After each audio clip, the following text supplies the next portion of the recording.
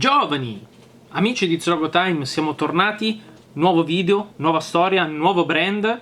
Oggi andiamo fino in Corea a parlare e per parlare del logo della Kia, come sempre, subito dopo la sigla.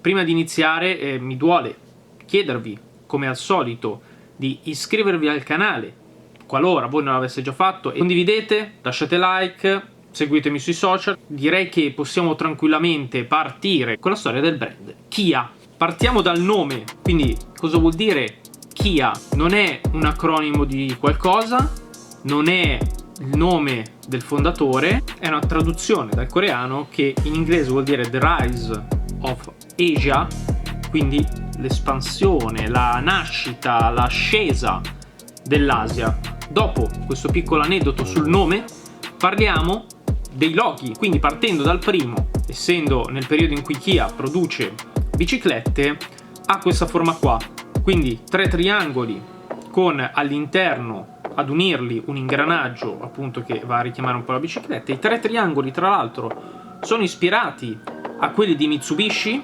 All'interno poi troviamo quest'altro diamante, più o meno, chiamiamolo diamante, con all'interno sempre il nome Kia, tutto un po' incasinato, un po' troppi elementi che però con questa forma e contando comunque che siamo negli anni 40-50 va benissimo, perfetto per un brand che non si era ancora affermato.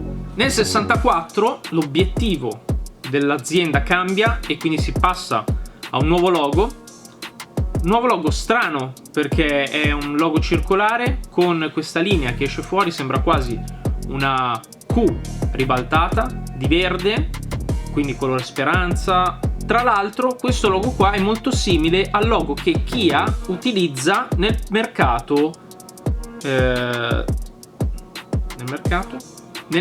coreano, quindi Kia ha un logo per il mercato coreano e un logo per tutto il resto del mondo. Niente da dire, pochi dettagli, non c'è il nome, stranamente, è l'unico logo in cui non appare il nome Kia. Nell'86 nuovo logo, questa volta anch'esso totalmente diverso dai precedenti perché torna il nome Kia senza altri dettagli, o meglio senza altri dettagli.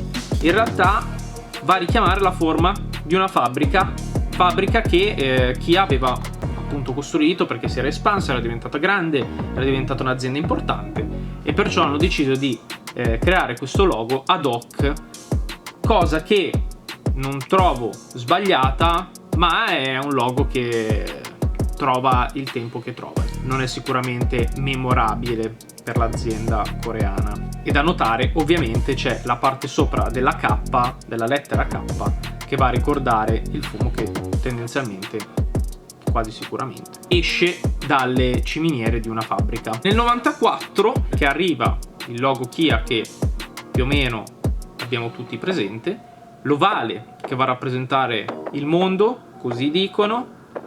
I due colori scelti per tutto il rebranding aziendale sono il rosso e il bianco, che sono due colori che vanno a rappresentare il bianco, la purezza, la fedeltà, mentre il rosso rappresenta l'energia e la passione del brand per il proprio mercato. Font loro, che è font creato ad hoc per l'azienda. Si nota chiaramente la A che non ha la classica lineetta in mezzo, ma sembra più un triangolo. Altri dettagli così eclatanti non ce ne sono, a parte le solite giocatine di luci che ci sono nei loghi degli anni 90. Nel 2012 Kia fa un rebranding tenendo sempre lo stesso identico logo, le stesse identiche forme, gli stessi identici allineamenti, tutto uguale, solo che il logo diventa piatto, quindi monocromatico, bianco, rosso, nero, quello che è.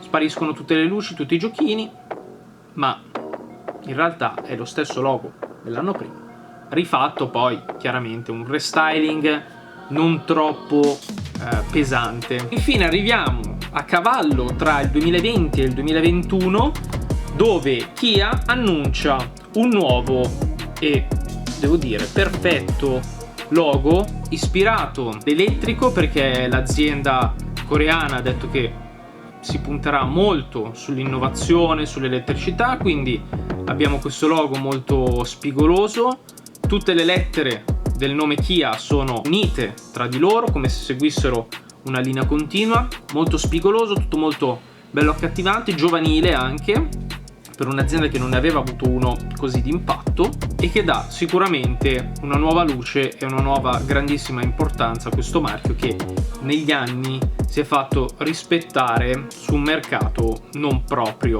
semplice. Bene, ragazzi, la storia del logo e del brand in parte Kia finisce qua. Noi come sempre ci vediamo in un prossimo interessantissimo video. Vi invito ancora a iscrivervi al canale e a iscrivervi a tutto il resto. E sempre noi ci rivediamo nel prossimo interessantissimo video. Ciao!